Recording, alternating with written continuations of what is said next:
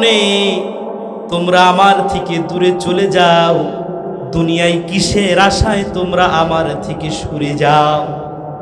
কিসের মায়ায় তুমি পড়ে গেলাম? আল্লাহ পাক রব্বুল আলামিন এরপরে কোরআনুল কারীমের ভিতরে বলেন, আল্লাযী খালাকাকা ফাসাওয়াকা ফাআদালাক ফি আইয়ি সূরাতিন মা শাআ রাক্কাবাক। রব ডেকে বলেন, আল্লাযী খালাকাকা ফাসাওয়াকা ফাআদালাক, তোমাদেরকে আমি সুঠাম দেহের অধিকারী বানিয়েছি গোলাম। লাকাদ খালাকনাল ইনসান ফি আহসানি তাকওয়িম, দুনিয়ার ভিতরে সব থেকে সুন্দর করে বানিয়েছি। তোমাদেরকে কথা বলার মতন শক্তি আমি দিয়েছি গোলাম। আল্লাহর রাসূল নিজের হাতের উপরে থুতু ফেললেন, এরপরে তিনি আঙুল রাখলেন। এরপরে নবী আলাইহিস সালাতু ওয়াস সালাম বলেন, শোনো, আল্লাহ তাআলা বলেন, আমি তোমাদেরকে এরকম নিকৃষ্ট জায়গা থেকে সৃষ্টি করেছি। কোথা থেকে সৃষ্টি করেছে? নিকৃষ্ট জায়গা থেকে, যেটা করার পর আমাদের উপরে গোসল ফরজ হয়ে যায়। কথা বলেন ঠিক কিনা? মানুষ, আমাদের অহংকার বলে কিছু থাকতে পারে না। অহংকার করার ক্ষমতা রাখেন কে? একটু চিৎকার করে বলেন, অহংকার করার ক্ষমতা রাখেন কে? আল্লাহ। আমাদের কি অহংকার করা সাজে? যতই অর্থ হোক, যাই হোক না কেন, যেইভাবে এসেছি আবার সেইভাবেই দুনিয়া থেকে আমাদেরকে বিদায় নিতে হবে। কথা বলেন ঠিক না? হ্যাঁ। এরপরে আল্লাহর নবী বলেন, তোমাদেরকে চলাফেরার উপযুক্ত করেছেন, তোমাদেরকে কথা বলার শক্তি দিয়েছেন, তোমাদেরকে পোশাক আশাক পরার ক্ষমতা দিয়েছেন। এরপরে এমন একটা দিন আসবে, আবার তোমাদের মাটির গর্ভের ভিতরে চলে যাওয়া লাগবে। আল্লাহর গোলামের এরপরে শুনুন, আল্লাহ পাক রব্বুল আলামিন বলেন, ফি আই সূরাতিম মা শাআ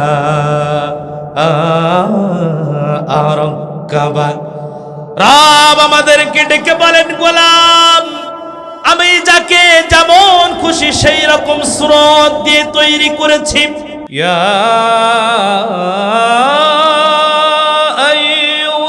আইয়ুহাল্লাযীনা আমানু সাল্লু আলাইহি ওয়া সাল্লিমু তাসলিমা।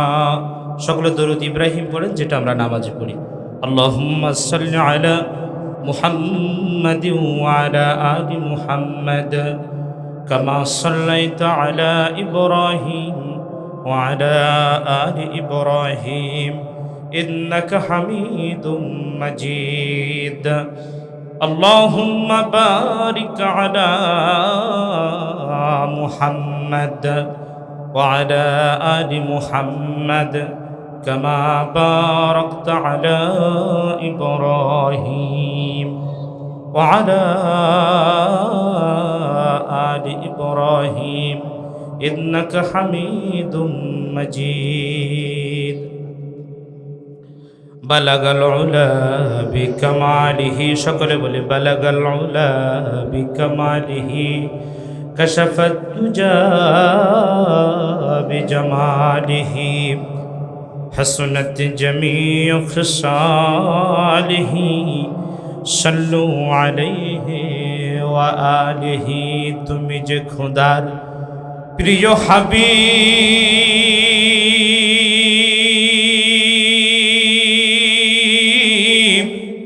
তোমার তুল্য কেউ নাই, তোমার মতো আকাশ ভ্রমণ করে নাই কোনো পয়গম্বর। বালাগাল উলা বিকামালিহি।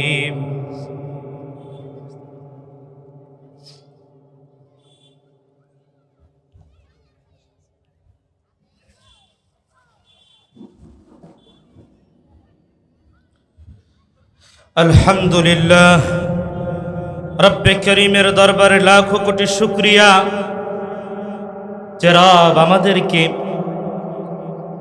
এই রজনীতে অনেকে অনেক জায়গায়, কেউ চায়ের দোকানে, কেউ গীবত শিকায়েত, কেউ টিভি সিনেমা, নানান কাজে ব্যতিব্যস্ত হয়ে গিয়েছে। এর ভিতর থেকে আল্লাহ পাক রব্বুল আলামিন আমাদের যে কোরআনের মাহফিলে আসার মতন তৌফিক দান করেছেন, আপনারা খুশি না বেজার? শুকরিয়ার আওয়াজ শুনলেই বোঝা যাবে খুশি না বেজার। সবার হৃদয় থেকে, হৃদয়ের স্পন্দন থেকে কণ্ঠনালীর সব আওয়াজটুকু ঢেলে দিয়ে সকলে একবার বলুন আলহামদুলিল্লাহ। মুসলমানের একজন নারায়ে তাকবীরের কাছে, একজন তাকবীরের কাছে 10 জন কাফেরও টিকতে পারে না। কথা বলেন ঠিক কিনা? এমনও তো দেখা গেছে যদি পকেটের ভিতরে হাত ঢুকিয়ে মেসওয়াক বের করতে গিয়েছে তো তাদের সংসদ কেঁপে গিয়েছে। কথা বলেন ঠিক কিনা? মুসলমান তো বীরের জাতি, মুসলমানের কারোর পাদতলে থাকবে না। সময় যখন আসবে মুসলমান তৈরি থাকতে হবে, বাংলার জমিন হবে কোরআনের জমিন। এই জমিন কোরআন দিয়ে আবাদ হবে। কে কে রাজি আছেন দুহাত তুলে আল্লাহকে দেখান। তাতে জীবন যায় আর থাক, জীবন গেলেও ভালো, থাকলেও ভালো। কথা বলেন ঠিক কিনা? সেই মহামানবের উপরে দরুদ ও সালাম, যার সুপারিশ ব্যতীত জান্নাতে ঢোকা সম্ভব হবে না। সুবহানাল্লাহ। এমন নবীর উম্মত বানিয়েছেন, সেই নবীর প্রতি সকলে দরুদ পড়ি বলে সাল্লাল্লাহু আলাইহি ওয়াসাল্লাম। আর কোনো কথা নয়, সরাসরি আলোচনায় চলে যাব ইনশাআল্লাহ। সূরা ইনফিতর তেলাওয়াত করা হয়েছে। আল্লাহ পাক রব্বুল আলামিন যতটুকু তৌফিক দেন এই সূরার উপরে ইনশাআল্লাহ আলোচনা হবে। আল্লাহ তাআলা আমাদেরকে কবুল করুক, সকলে বলেন আমিন। আল্লাহ পাক রব্বুল আলামিন বলেন ইদাস সামাউন ফাতারাত ওয়া ইদাল কাওয়াকিবু ইনতাসারাত ওয়া ইদাল বিহারু ফুজ্জিরাত। দিন এমন আসবে যেদিন আকাশ বিদীর্ণ হবে, আকাশ ফেটে যাবে। আবার আরেক জায়গায় আসছে ওয়া ফুতিহাতিস সামাউ ফাকানাত আবওয়াবা। আকাশের অনেক দ্বার হবে, অনেক দরজা হবে। হাজার হাজার কোটি কোটি ফেরেশতা জমিনে অবতরণ করবে। ওয়া ইজাল কাওয়াকিবু ইনতাসারাত। তারকাগুলো বিক্ষিপ্তভাবে পড়তে থাকবে, অর্থাৎ আসমান তার ভারসাম্য হারিয়ে ফেলবে। ইয়াউমা তুবাদদালুল আরদ গায়রাল আরদ ওয়াস সামাওয়াত ওয়া বারাজু লিল্লাহিল ওয়াহিদিল কাহ্হার। জমিন আর সেদিন এই জমিন থাকবে না, আসমান আর সেই আসমান থাকবে না, সব কিছু পরিবর্তন হয়ে যাবে। রব সেদিন কাহ্হার রূপ, কঠিন রূপ ধারণ করবে। আল্লাহ পাক রব্বুল আলামিন রবের কোট থেকে আমাদেরকে হেফাজত করুক, সকলে বলেন আমিন। কিয়ামতের ময়দানে যেন এই মাহফিলটা আমাদের নাজাতের উসিলা হয়ে যায়, সকলে বলেন আমিন।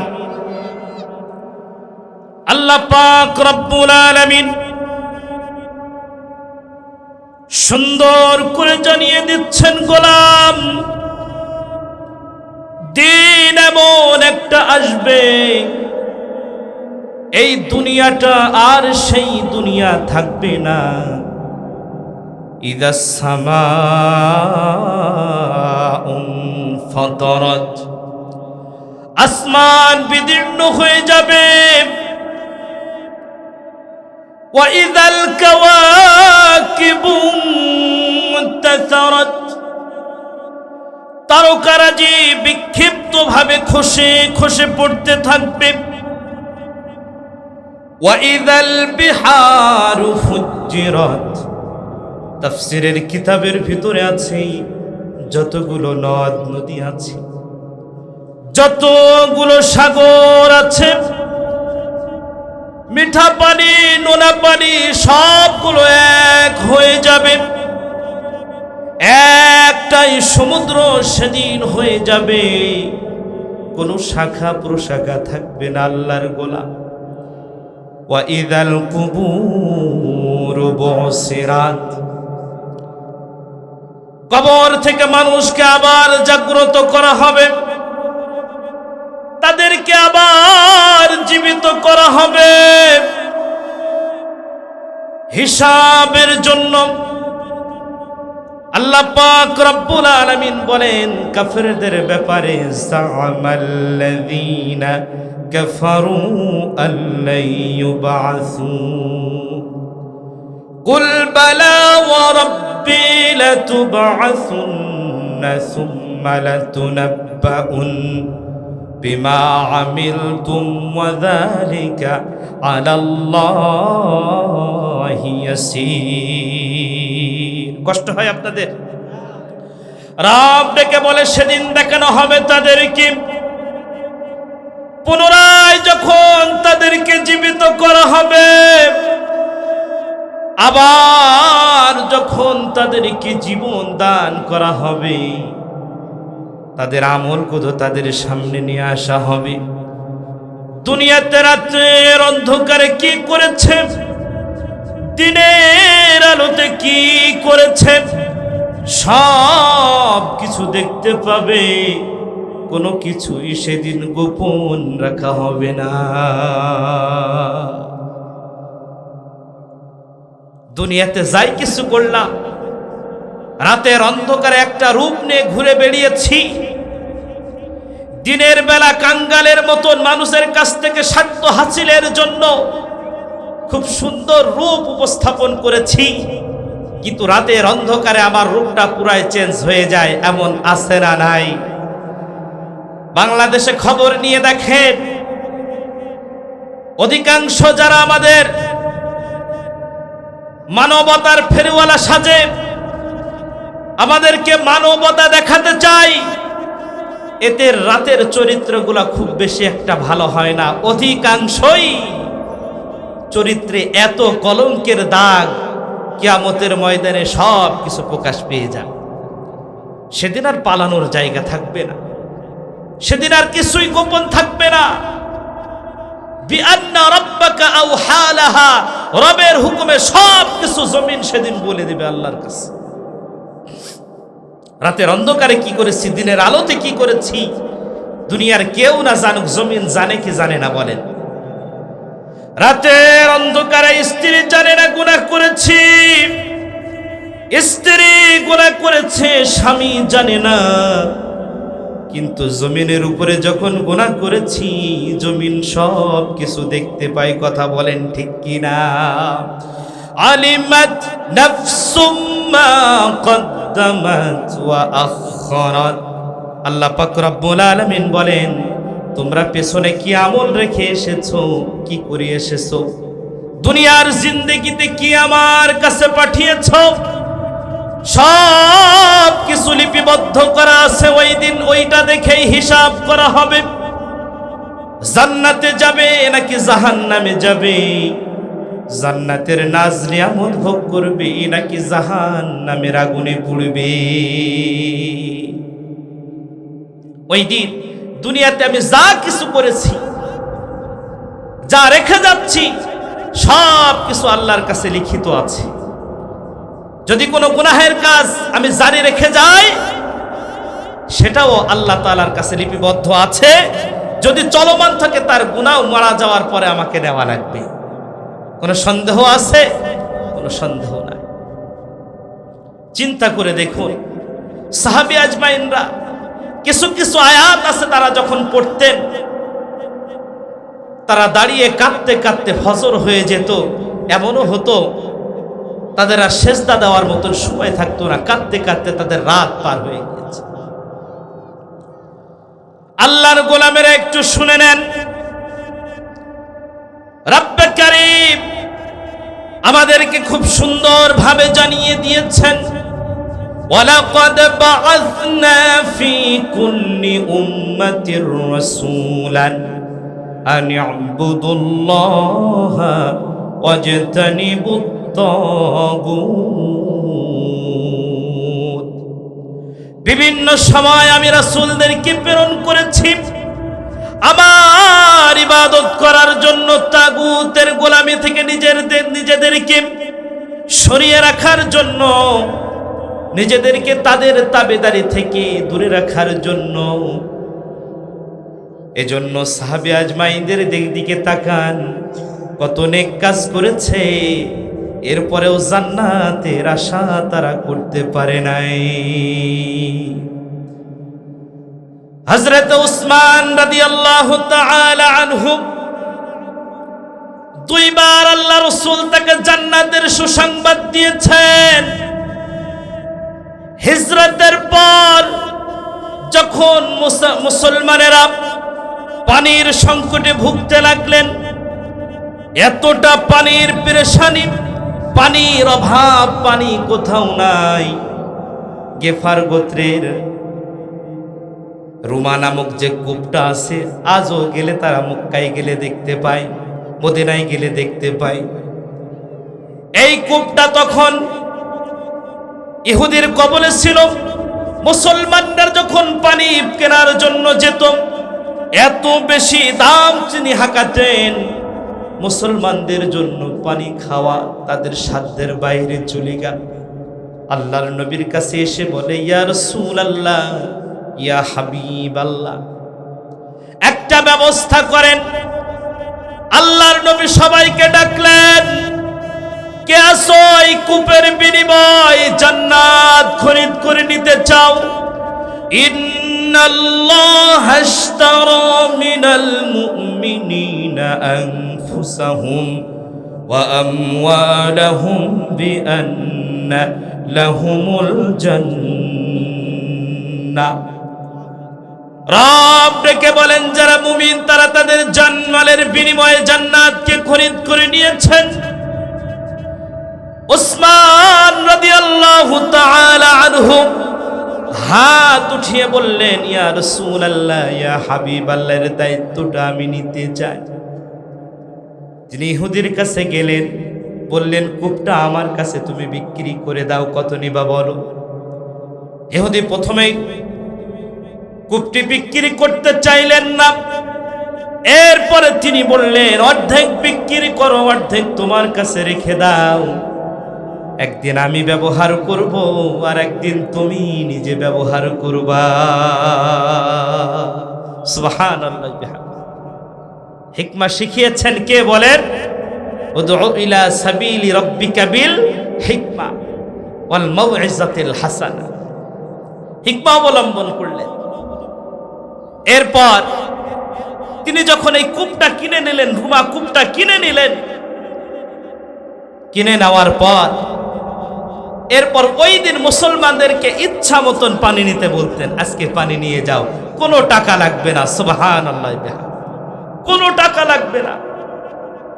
মুসলমানরা স্বাচ্ছন্দ্যে ওখান থেকে পানি নিয়ে যাচ্ছেন। পরের দিন ইহুদি কূপের কাছে বসে আছে, আর কেউ পানি নিতে আসে না। সুবহানাল্লাহ বলবেন না? কারণ কূপটা এমন ভাবে ব্যবহার করা হলো যে মুসলমানরা যেদিন পানি নিতে আসতেন ওই দিনের পানি নিতেন, এবং আগামী একদিনের পানি তারা সংগ্রহ করে নিয়ে যেতেন, যাতে করে পানি ক্রয় করতে না হয়। ইহুদি কূপের কাছে বসে মাছি মারা ছাড়া তো আর পথ নাই। ইহুদি বসে আছে, কিন্তু ক্রেতা আর আসে না, মুসলমানরা আর কেউ আসে না, পানির দামও আর হাঁকাতে পারে না। এক সময় তার ব্যবসায় একেবারে লাল বাতি জ্বলে গেছে, আর যখন কাজ হয় নাই তখন উসমান রাদিয়াল্লাহু তাআলা আনহুকে বলছে, এই কূপটা তুমি পুরাই নিয়ে নাও। সুবহানাল্লাহ। হিকমা দেখেন, সাহাবীদের ভিতরে তো শুধু এরকম না। একবার মদিনাতুল মুনাওয়ারায় একজন মহিলা এসে চেঁচামেচি শুরু করে দিল। তিনি বলছেন, এই সন্তান আমার না। আর সন্তান বারবার বলছে, ইনি আমার মা, আমার মা ছাড়া দুনিয়াতে কেউ নাই, তোমরা যে করেই হোক আমার মার কাছে আমাকে দিয়ে দাও। সন্তান যখন মার জন্য আকুতি মিনতি করতে শুরু করলো, মদিনাতুল মুনাওয়ারায় লোকজন যখন জড়ো হয়ে গেল,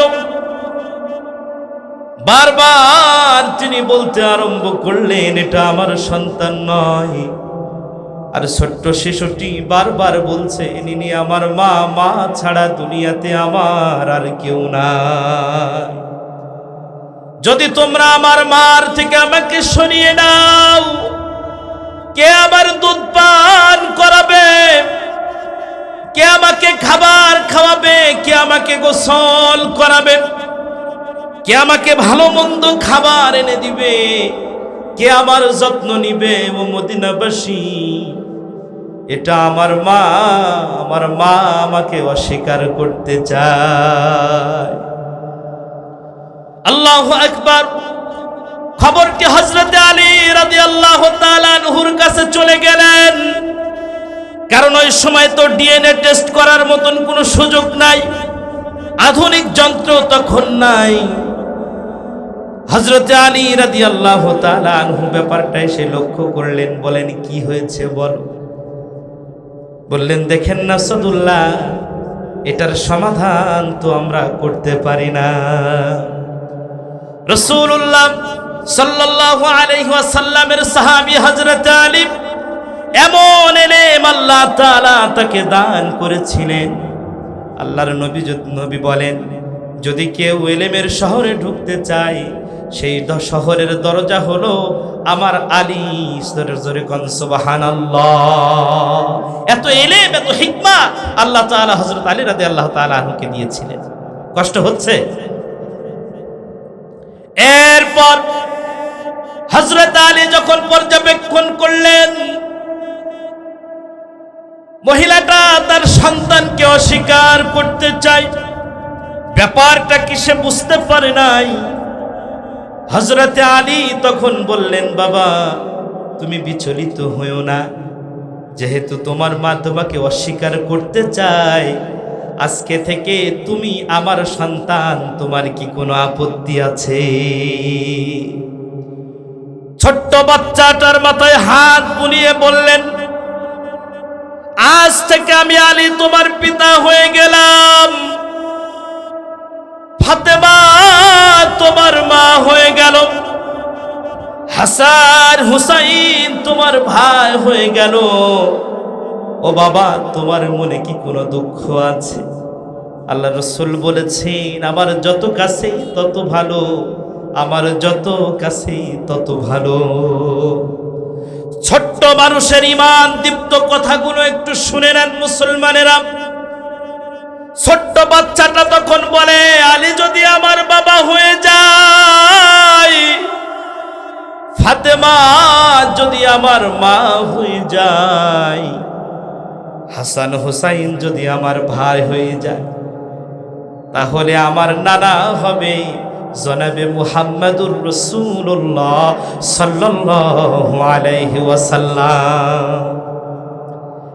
শিশুটি তখন হেসে উঠে বললেন, আপনি যদি আমার পিতা হয়ে যান, ফাতেমা যদি আমার মা হয়ে যায়, হাসান হুসাইন যদি আমার ভাই হয়ে যায়, কিয়ামতের ময়দানে আমার নানা হবে নবী সাল্লাল্লাহু আলাইহি ওয়াসাল্লাম।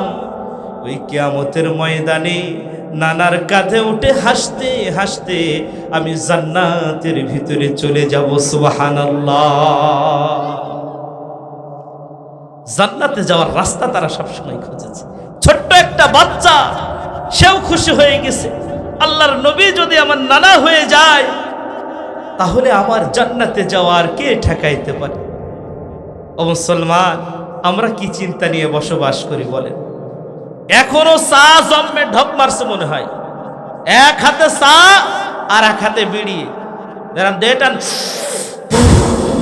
করে বাসছে, আর এক ঢপ করে চা মারছে। আবার এই পার্টি কিছু কিছু আছে, পায়খানায় গেলে দেখবেন যে অ্যাটম বোম ফাটে, একদম উপরতে ধোয়া উঠছে। ব্যাপার কি ভাই? বিড়ি না খালি ওই কাজ ভালো মতন হয় না, ওইটি খালি একটু হড়াস করে বের হয়ে যায়, তাছাড়া ভিতরে জাম থাকে। যারা বাহিরে আছেন, এই কোরআনের মাহফিল প্রতিদিন থাকবে না, চানাচুর ভাজা ও বাদাম ভাজা সব সময় থাকবে, কিন্তু মাহফিল কি প্রতিদিন থাকবে বলেন? থাকবে না। এজন্য চলে আসুন। এখন হযরত আলী রাদিয়াল্লাহু তাআলা আনহু উনি তো চিন্তায় আছেন, ওনার লক্ষ্যটা হচ্ছে যে করেই হোক এই সন্তান যে এই মহিলার, এটা তাকে প্রমাণ করতে হবে। সুবহানাল্লাহ। হিকমা দিয়েছেন কে? কোনো ডিএনএ টেস্ট করার সুযোগ নাই, কোনো ডিএনএ টেস্ট করার যন্ত্র নাই, আবিষ্কার হয়নি, কিন্তু আল্লাহ তাআলা তাদের ভিতরে এমন হিকমা দিয়েছেন যাদের তরবারির কাছে শক্তিশালী রাষ্ট্রগুলো পরাজিত হয়ে ওই দিন অর্ধ জাহানে তারা কালিমার পতাকা উড্ডীন করেছিল। কথা বলেন ঠিক কিনা?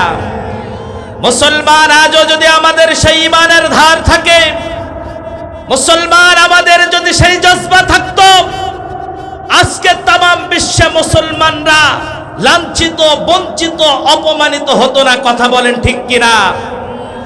আজকে আমরা ইসলাম বাদ রেখে মানুষের মতবাদের ভিতরে শান্তি খুঁজতে চাই।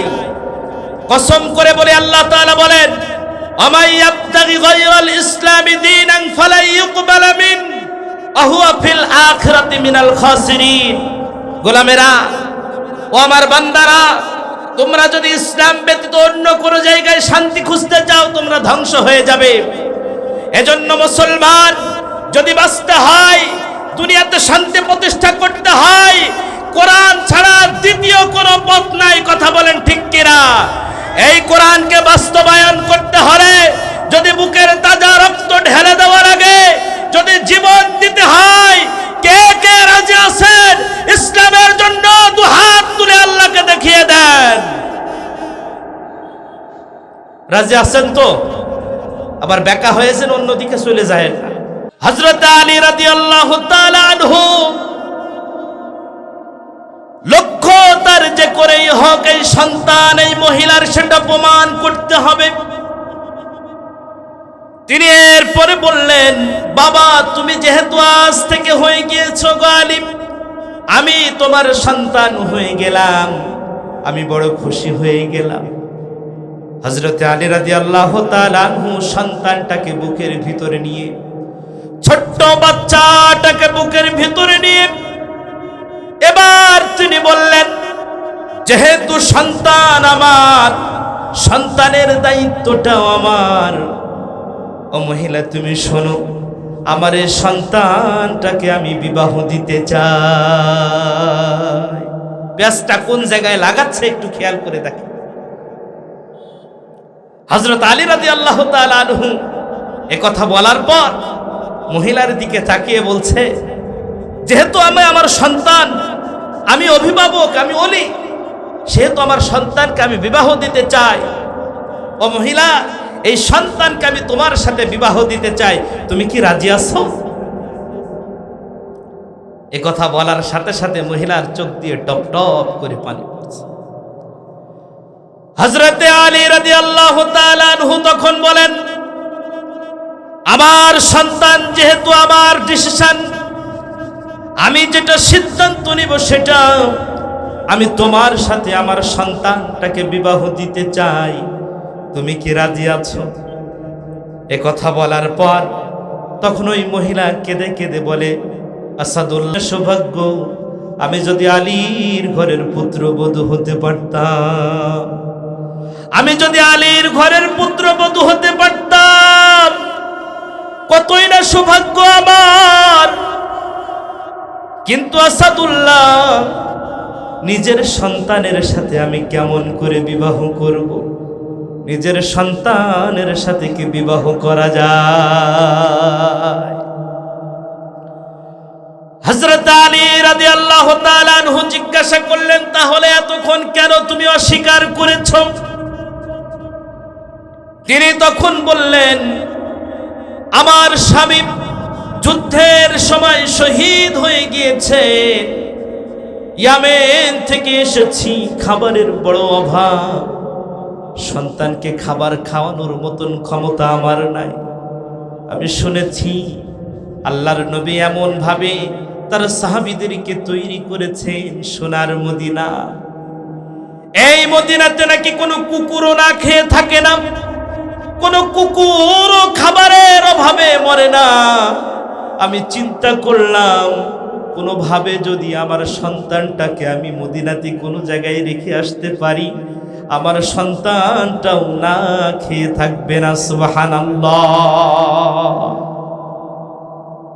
এরপর তার ভাতার ব্যবস্থা করে দেওয়া হলো, 1 বছরের অগ্রিম ভাতা তাকে দিয়ে দেওয়া হলো। সুবহানাল্লাহ বলবেন না? এই হিকমা দিয়েছেন কে? রুয়াকুব যখন কিনে ফেললেন, ইহুদি যখন বিপদে পড়ে গেছে, এখন কি করবে? বলে, ওসমান, এটার আমি রাখতে চাই না, পুরা কূপটাই তুমি নিয়ে নাও। সুবহানাল্লাহ বিহামদিহি। যদি সবর করা যায়, রাস্তা খুলে দিবেন কে বলেন?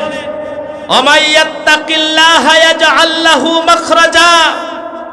আল্লাহ পাক রব্বুল আলামিন বলেন, সমস্ত রাস্তা তোদের জন্য আমি খুলে দেব। শুধু ইন্নাল্লাযীনা ক্বালু রাব্বুনাল্লাহ সুম্মা ইসতাকামু, ইস্তেকামাতের সাথে আমাদের রব একমাত্র আল্লাহ, এই দৃঢ় বিশ্বাস নিয়ে আমাদেরকে দাঁড়িয়ে থাকতে হবে। কথা বলেন ঠিক কিনা? এরপরে যখন কূপ কেনার পর উসমান রাদিয়াল্লাহু তাআলা আনহু পুরা যখন মালিক হয়ে গেলেন, এটা আল্লাহ রসুলের কাছে দিয়ে দিলেন।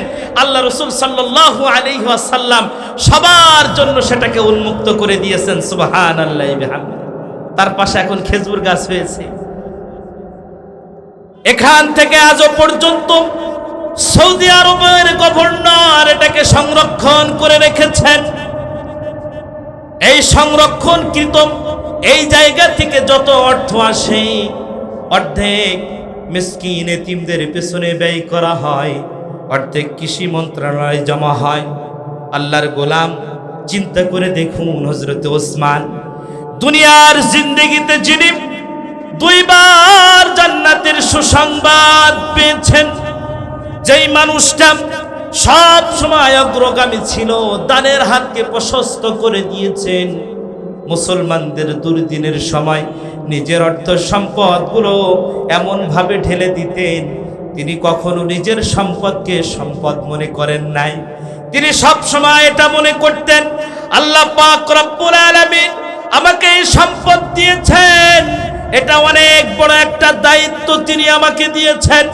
এই সম্পদের মালিক আমি নই, এই সম্পদের পাহারাদার হলাম আমি। সুবহানাল্লাহ। আল্লাহর গোলামেরা, চিন্তা করে দেখুন, এত বড় বাড়ি, কত বড় গাড়ি, খাট পালঙ্ক সব কিছু আছে। দুনিয়া থেকে যেদিন বিদায় হয়ে যাব, ডাক যেদিন চলে আসবে, কবরবাসী যেদিন হয়ে যাব, যত দ্রুত সম্ভব আপন স্ত্রী, আপন স্বামী, আপন স্ত্রী, আপন সন্তান, ভাই বোন, স্ত্রী, মা বাবা সবাই চিন্তা করবে যত দ্রুত সম্ভব তাকে দাফন কাফন করা হোক। কারণ লাশ যদি পচে যায়, দুর্গন্ধ ছড়িয়ে যাবে। কিচ্ছু কি নিতে পারবো বলেন?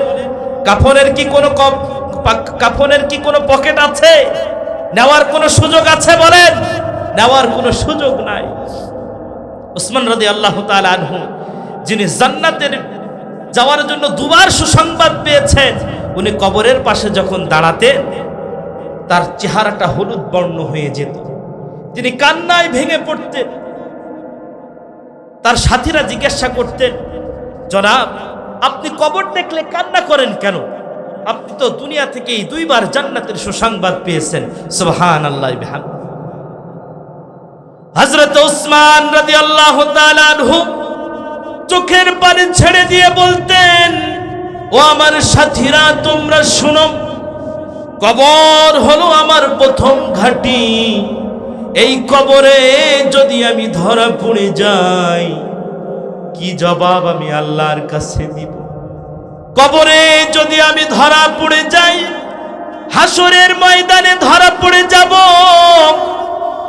পুল সিরাতে ধরা পড়ে যাব, মিজানে ধরা পড়ে যাব। আমার বড় ভয় হয়, আমি যদি কবরে যাওয়ার পর আযাবে গ্রেফতার হয়ে যায়।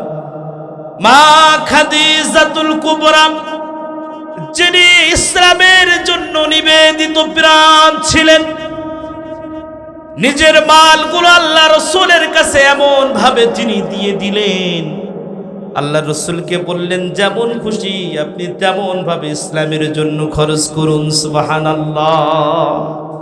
মা খাদিজাতুল কুবরা দুনিয়া থেকে বিদায় হওয়ার আগ মুহূর্তে আল্লাহর রসুলকে ডেকে বলে, ইয়া রাসূলুল্লাহ, ইয়া হাবিবাল্লাহ, আমি যখন দুনিয়া থেকে বিদায় হয়ে যাব আপনার একটা জুব্বা মোবারক দিয়ে আমার কাফন বানিয়ে দিয়ে আপনি নিজে আমার জানাজা করবেন। এক এক সময় এক এক আবদার যখন তিনি রাখতে আরম্ভ করলেন, বারবার যখন এমন কথা বলে, রাসূল সাল্লাল্লাহু আলাইহি ওয়াসাল্লাম সব থেকে যিনি যাকে ভালোবাসতেন তিনি হলেন খাদিজাতুল কুবরা। খাদিজাতুল কুবরা যখন চোখের পানি ছেড়ে দিয়ে আল্লাহ রসুলের কাছে আবদার করতেন, রাসূল সাল্লাল্লাহু আলাইহি ওয়াসাল্লাম তিনি বলতেন, কেন তুমি এমন আবদার রাখো আমার কাছে ওগো খাদিজা? তখন তিনি বলতেন, কবরে যখন যাব আমি কেমন করে হিসাব দেব? আপনার জুব্বা মুবারকের জন্য যা আমি চাই, কবরের হিসাব সওয়াল জবাব যেন আমার জন্য সহজ হয়ে যায়। চিন্তা করে দেখুন, দুনিয়ার জিন্দেগিতে ইসলামের জন্য সব কিছু কুরবানি করে দিল, এরপরেও নিজের জীবনটা, সারা জীবনটা নিজের অর্থ আল্লাহর পথে ক্ষয় করেছে, নিজের জীবনটা আল্লাহর পথে ব্যয় করেছে হায়াতটাকে, এরপরেও কবরের জন্য তারা কত ভয় পেয়েছে। আর দুনিয়ার সুদখোর ঘুষখোর গলাবাজি করে, নামাজ না পড়তে পারি, রোজা না রাখতে পারি, আমাদের ঈমান ঠিক আছে, এদের মতন ভণ্ড কি আছে বলেন?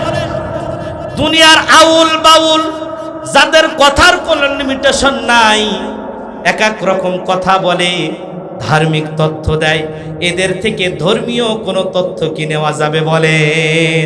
ধর্মীয় তথ্য যদি নিতে হয় কাদের কাছ থেকে নিতে হবে বলেন? এই বাংলার জমিনে যদি এটা মুসলমান, এই জমিনের সাথে শত শত লক্ষ লক্ষ মুসলমানের রক্ত জড়িয়ে আছে,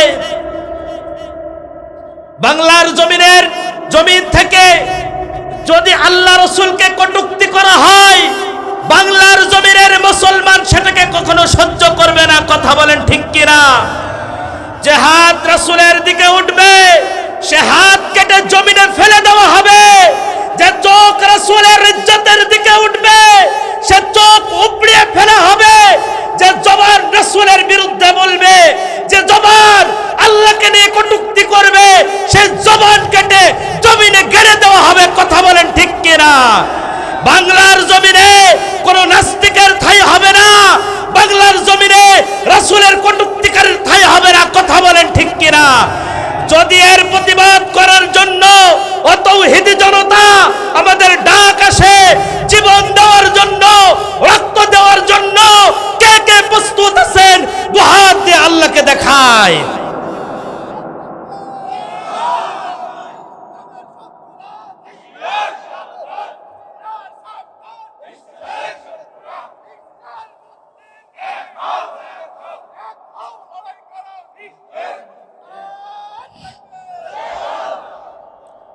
আল্লাহর গোলামেরা, আল্লাহ পাক রব্বুল আলামিন কত সুন্দর ভাবে জানিয়ে দিলেন, এমন ভাবে আল্লাহ তাআলা আমাদেরকে জানিয়ে দিয়েছেন, গোলাম তুমি দুনিয়াতে কি রেখে আসছো, আমার কাছে কি পাঠিয়েছো, সব কিছু লিপিবদ্ধ থাকবে।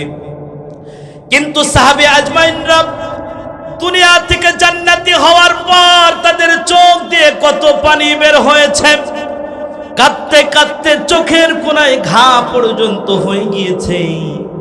হাকিম এসে বলেছে, আপনি যদি এত কান্না করেন তাহলে আপনি অন্ধ হয়ে যাবেন। তারা জবাব দিতেন, আমি কি আল্লাহর ভয়ে কাঁদবো না? আমি কি জান্নাতের আশায় কাঁদবো না? আমি কি জাহান্নামের ভয়ে কাঁদবো না? আমি কি রাসূলের মহব্বতে কাঁদবো না? আমি কি আল্লাহর মহব্বতে কাঁদবো না? একটা চোখ নয়, দুইটা চোখ নয়, হাজারটা চোখ যদি আল্লাহর প্রেমে কাঁদতে কাঁদতে অন্ধ হয়ে যায়, হাজারটা চোখ চলে যাবে, এরপরেও রবের প্রেমে কান্না বন্ধ হবে না। এই মানুষগুলো যারা দুনিয়া থেকে জান্নাতি হয়ে গিয়েছেন, যারা দুনিয়া থেকে জান্নাতের সুসংবাদ পেয়ে গেলেন, এরপরেও যারা কবর দেখলে চোখের পানি জার জার করে ছেড়ে কেঁদেছেন, আল্লাহর গোলামেরা কত রাত ছেড়ে দিয়েছো গুনাহ করতে করতে, কত দিন পার করেছো গুনাহ করতে করতে, আজান হয়েছে নামাজ ছেড়েছো। আল্লাহর গোলামেরা রোজা এসেছে, রোজা ছেড়ে দিয়েছো। রব যেদিন প্রশ্ন করবে, গোলাম তোমাকে ভালো মন্দ বোঝার মতন তৌফিক দিয়েছিলাম, সব কিছু তোমাকে দিয়েছিলাম।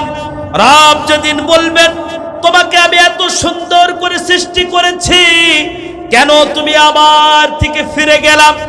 এজন্যই পরের আয়াতে আল্লাহ পাক রব্বুল আলামিন বলেন, ইয়া আইয়ুহাল ইনসান,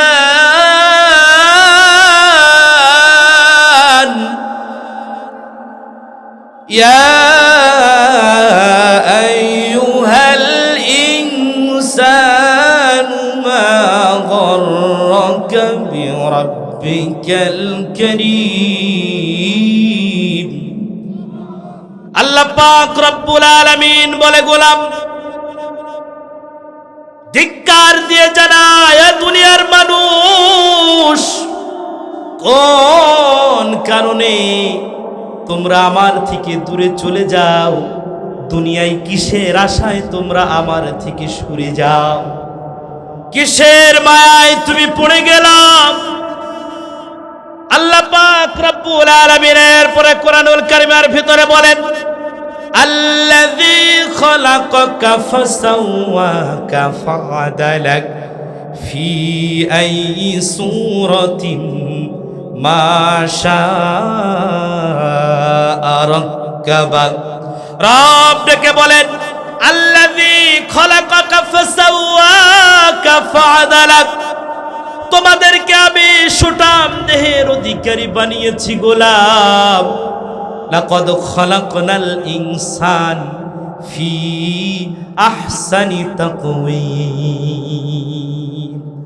দুনিয়ার ভিতরে সব থেকে সুন্দর করে বানিয়েছি। তোমাদেরকে কথা বলার মতন শক্তি আমি দিয়েছি গোলাম। আল্লাহর রাসূল নিজের হাতের উপরে থুতু ফেললেন, এরপরে তিনি আঙুল রাখলেন, এরপরে নবী আলাইহিস সালাতু ওয়াস সালাম বলেন, শোনো, আল্লাহ তাআলা বলেন, আমি তোমাদেরকে এরকম নিকৃষ্ট জায়গা থেকে সৃষ্টি করেছি। কোথা থেকে সৃষ্টি করেছে? নিকৃষ্ট জায়গা থেকে, যেটা করার পর আমাদের উপরে গোসল ফরজ হয়ে যায়। কথা বলেন ঠিক কিনা? মানুষ, আমাদের অহংকার বলে কিছু থাকতে পারে না। অহংকার করার ক্ষমতা রাখেন কে? একটু চিৎকার করে বলেন, অহংকার করার ক্ষমতা রাখেন কে? আল্লাহ। আমাদের কি অহংকার করা সাজে? যতই অর্থ হোক, যাই হোক না কেন, যেইভাবে এসেছি আবার সেইভাবেই দুনিয়া থেকে আমাদেরকে বিদায় নিতে হবে। কথা বলেন ঠিক না? হ্যাঁ। এরপরে আল্লাহর নবী বলেন, তোমাদেরকে চলাফেরার উপযুক্ত করেছেন, তোমাদেরকে কথা বলার শক্তি দিয়েছেন, তোমাদেরকে পোশাক আশাক পরার ক্ষমতা দিয়েছেন। এরপরে এমন একটা দিন আসবে, আবার তোমাদের মাটির গর্ভের ভিতরে চলে যাওয়া লাগবে। আল্লাহর গোলামের এরপরে শুনুন, আল্লাহ পাক রব্বুল আলামিন বলেন, ফি আই সূরাতিম মা শাআ রাক্কাবাক। রব আমাদেরকে ডেকে বলেন, গোলাম আমি যাকে যেমন খুশি সেই রকম সুরত দিয়ে তৈরি করেছি। সন্তান হয়েছে, অনেক সময় বাবার মতন দেখা যায়, অনেক সময় মায়ের মতন হয়, অনেক সময় চাচার মতন হয়, অনেক সময় দাদার মতন হয়, অনেক সময় কারোর মতন হয় না। এই রকম ভাবেই নানান রকম ভাবে সৃষ্টি করেন সেই রবের নামকে একটু চিল্লায়া বলে। রব আমাদেরকে সৃষ্টি করেছেন, রব আমাদেরকে সব কিছু দিয়েছেন, কিন্তু আমি আপনি রবের জন্য কি করেছি বলেন? আমি আপনি রবের জন্য কি করলাম? আল্লাহ রসুল দোয়া করে গিয়েছে, আর আল্লাহ আমার উম্মাকে তুমি একবারে ধ্বংস করে দিও না। যত রকম ভাবে আমরা পাপাচারে লিপ্ত হই, মাঝে মাঝে আল্লাহ তাআলা একটু বাতাস দিয়ে সোজা করে দেয়। এমন এক করোনা আল্লাহ পাক রব্বুল আলামিন দিয়েছিলেন, তাম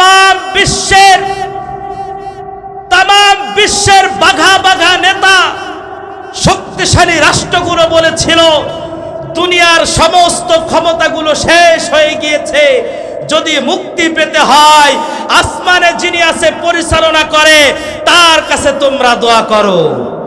এমন একটা দিন গিয়েছিল না বলেন? এক করোনাতে প্রায় 3টা বছর সারা পৃথিবী অচল হয়ে গিয়েছিল। আল্লাহ পাক রব্বুল আলামিন পারেন কি পারেন না বলেন? নাড়া দিয়ে বুঝিয়ে দেন। আল্লাহর গোলামেরা, যদি রব থেকে আমরা বিচ্ছিন্ন হয়ে যাই, একটু শুনে নেন আদ জাতির কথা, যারা আল্লাহর কথাকে অমান্য করেছিল।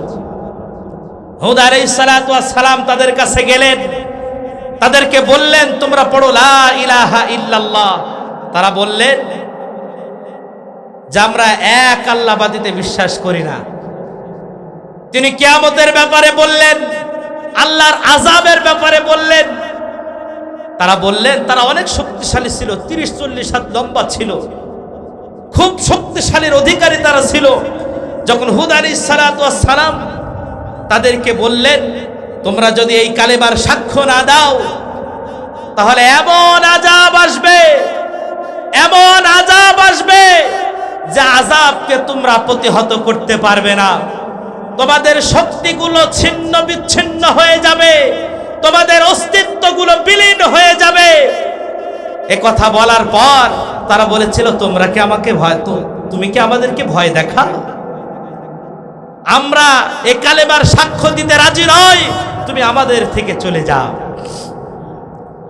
এমন এক দুর্ভিক্ষ আল্লাহ তাআলা ঠেলে দিলেন তাদের ভিতরে, তাদের আর কোন ফসল আদি সবকিছু হওয়া বন্ধ হয়ে গেল। তাদের ক্ষুধাগুলো নিবারণ করার জন্য গাছের পাতা, এমনকি কুকুর বিড়াল যা কিছু আছে, ইঁদুর সব কিছু খেয়ে সাফ করে ফেলছে, আর খাওয়ার কোনো কিছু অবশিষ্ট নাই। হুদ আলাইহিস সালাতু ওয়াস সালামের কাছে গেছেন যে তুমি একটু ব্যবস্থা করো না, আমরা কি করব এখন একটু বলে দাও, আমাদের তো খাওয়া দাওয়ার সব কিছু বন্ধ হয়ে গেল। হুদ আলাইহিস সালাতু ওয়াস সালাম বললেন যে তোমরা কালেমা পড়ে নাও, তোমরা পড়ো লা ইলাহা ইল্লাল্লাহ। তারা অস্বীকৃতি জানালো। আল্লাহ পাক রব্বুল আলামিন বলেন ফালাম্মা রাআউহু আরিদাম মুস্তাকবিলা আওদিয়াতিহিম ক্বালু হাযা আরিদুম মুমতিরুনা বাল হুয়া মাস্তা'জালতুম বিহি রিহুম ফিহা আযাবুন আলীম। তারা উপত্যকার দিকে তাকালেন, দেখলেন একটা মেঘমালা তাদের দিকে এগিয়ে আসছে। তারা খুশি হয়ে গেল, তারা বলতে আরম্ভ করলো এই মেঘ থেকে বৃষ্টি হবে, আমাদের জন্য খাবারের ব্যবস্থা হয়ে যাবে, আমাদের জন্য আবার ফসল উৎপাদন হবে, আমাদের আর কোনো দুর্ভিক্ষ থাকবে না। এমন ধারণা তারা করলেন। কিন্তু আল্লাহর নবী বললেন এই মেঘের ভিতরেই তোমাদের জন্য আযাব চলে এসেছে। কারণ তারা আল্লাহর নবীকে বলেছিল তুমি যদি সত্যিকারে আল্লাহর নবী হয়ে থাকো, যে আযাবের ব্যাপারে তুমি ভয় দেখাও, যে আযাবের ব্যাপারে তুমি সতর্ক করো, সে আযাব পারলে তুমি সামনে এনে দেখাও। ওই সময় আল্লাহর নবী তখন বললেন, তোমরা যে আযাবের কথা বলেছিলে, যে আযাবকে ত্বরান্বিত করতে চেয়েছিলে, সে আযাব তোমাদের সামনে এসে হাজির হয়ে গিয়েছে।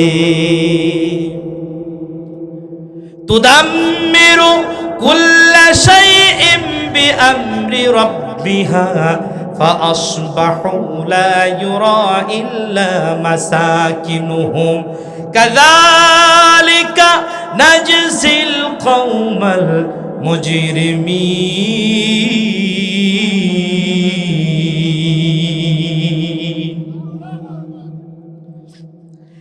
এরপরে আল্লাহ পাক রব্বুল আলামিন এমন ভাবে তাদেরকে ধ্বংস করে দিয়েছেন, এমন ভাবে তাদের উপরে আযাব নিপতিত করেছেন, তাদের বাসস্থান ছাড়া আর কোনো কিছুই টিকে থাকলো না। আল্লাহ পাক রব্বুল আলামিন জানিয়ে দেন, ও দুনিয়ার গোলামেরা, তোমরা শুনে রাখো, অবাধ্য জাতিদেরকে আমি আল্লাহ তাআলা এইভাবেই নিশ্চিহ্ন করে দিয়েছি। ওয়া আম্মা আদুন ফাউহলিকু বিরিহিন সরসরিন আতিয়া সাখখারাহা আলাইহিম সাবআ লায়ালি ওয়া সামানিয়াতা আইয়াম।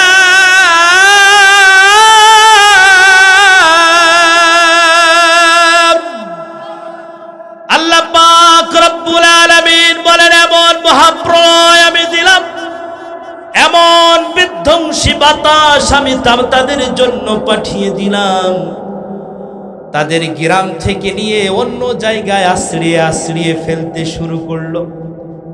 বলা হলো, তুমি যদি দেখতে খেজুর গাছ থেকে ফলগুলো, পাকা ফলগুলো যেইভাবে আশ্রয়ে আশ্রয়ে জমিনে পড়ে, তাদেরকে এমন ভাবে বিক্ষিপ্ত ভাবে আমি নিক্ষেপ করলাম, পাহাড়ের সাথে বাড়ি খেতে লাগলো, এক একজন এক এক জায়গায় পড়ে গেল। তাদের সেই সুঠাম দেহের অধিকারী তারা, তাদের সেই শক্তিগুলো কোনো কাজে আসে নাই। এজন্য আল্লাহর বিরোধিতা যারা করবে, আল্লাহর কোরআনের বিরোধিতা যারা করবে, আল্লাহ পাক রব্বুল আলামিন বলেন, আল্লাযীনা কাফারু ওয়া সাদ্দু আন সাবিলিল্লাহি আযাল্লা আমালাহুম। যারা কাফের, আল্লাহর দ্বীনের ব্যাপারে যারা বাধা দান করে, মানুষকে নিষেধ করে, আল্লাহ পাক রব্বুল আলামিন বলেন, তাদের দুনিয়ার যত ভালো কাজ আছে, সমস্ত ভালো কাজগুলো আমি বিনষ্ট করে দেই। অর্থাৎ তাদের আমলগুলো কোনো কাজে বলেন আসবে না। যদি আমরা আল্লাহর বাহিরে যে, রাসূলের আনুগত্যর বাহিরে যে কোনো কিছু করতে চাই, সেটা আমাদের জন্য বিপদ বয়ে নিয়ে আসবে। কথা বলেন ঠিক কিনা? হুদ আলাইহিস সালাতু ওয়াস সালামের জাতি, আদ জাতি, সেই শক্তিশালী সুঠাম দেহর অধিকারী, কিন্তু তারা প্রতিহত করতে পারে নাই। এমন ভাবে আল্লাহ তাআলা তাদেরকে ছিন্ন বিচ্ছিন্ন করলেন। 7 রাত 8 দিন একভাবে বাতাস প্রবাহিত হতে থাকলো, নিশ্চিন্ন করে দিল। আল্লাহ পাক রব্বুল আলামিন বলেন, এই মহাপ্রলয়ের পরে, এই বিক্ষুব্ধ বাতাসের পরে তাদেরকে এমন ভাবে ধ্বংস করে দেওয়া হলো, তাদের বসবাসের স্থান ছাড়া আর কোনো কিছুই তাদের খুঁজে পাওয়া যায় নাই। আল্লাহ তাআলা তাদের অস্তিত্বকে বিলীন করে দিয়েছে। আল্লাহর গোলামেরা শুনে রাখেন, ওয়াকুল জাআল হক ওয়া যাহাকাল বাতিল ইন্নাল বাতিলা কানা যাহুকা। হক যখন আসবে, বাতিল তখন ধ্বংস হয়ে যাবে। হকের সামনে বাতিল কখনো টিকতে পারে না। এজন্য হকের উপরে দাঁড়িয়ে থাকার দায়িত্ব আমাদের। বিজয় দিয়ে দিবেন কে? একটু চিৎকার দিয়ে বলেন, ওয়ালা তাহিনু ওয়ালা তাহজানু ওয়া আনতুমুল আ'লাউন ইন কুনতুম মুমিনিন। বিজয়ের ঝান্ডা আমি তুলে দেব, তোমরা চিন্তা করো না, তোমরা ভয় পেও না। যত যাই করুক না কেন, ইস্তিকামাতের সাথে তোমরা শুধু স্মরণ রেখো, ইন্নাল্লাযীনা ক্বালু রাব্বুনাল্লাহ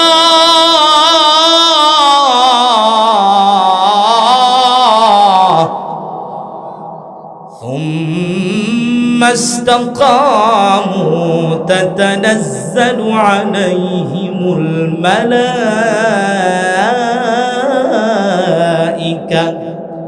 রবকে বলে, গোলাম তুমি শুধু ইস্তেকামাতের সাথে দাঁড়িয়ে থাকো, বিজয় তুলে দেওয়ার দায়িত্ব আমি আল্লাহর। সুবহানাল্লাহ।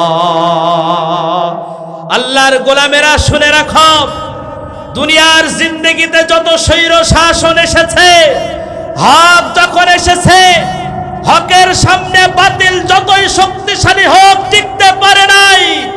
আল্লাহর গোলামেরা আমরা হকের উপরে থাকবো। বিজয় দেওয়ার মালিককে একটু চিল্লায়া বলেন।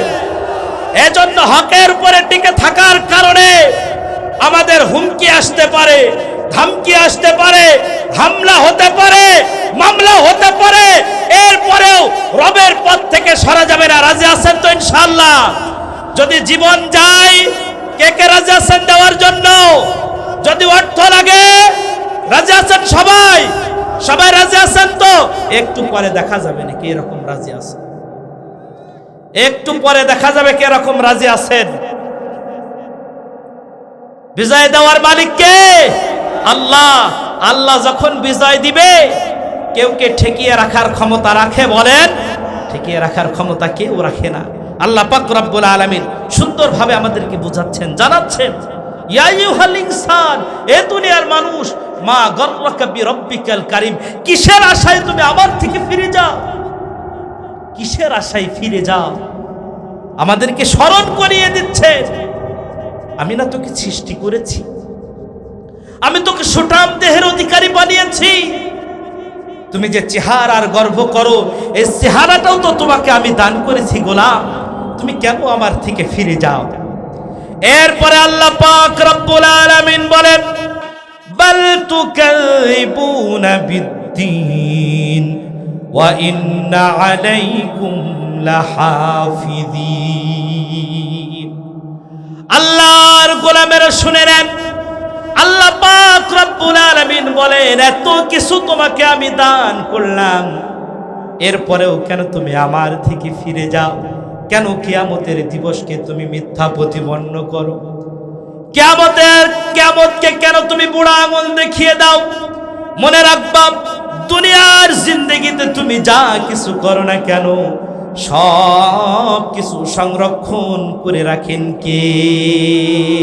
লা ইউগাদিরু সাগীরাতান ওয়ালা কাবীরাতান ইল্লা আহসাহা ওয়া ওয়াজাদু মা আমিলু হাদিরা।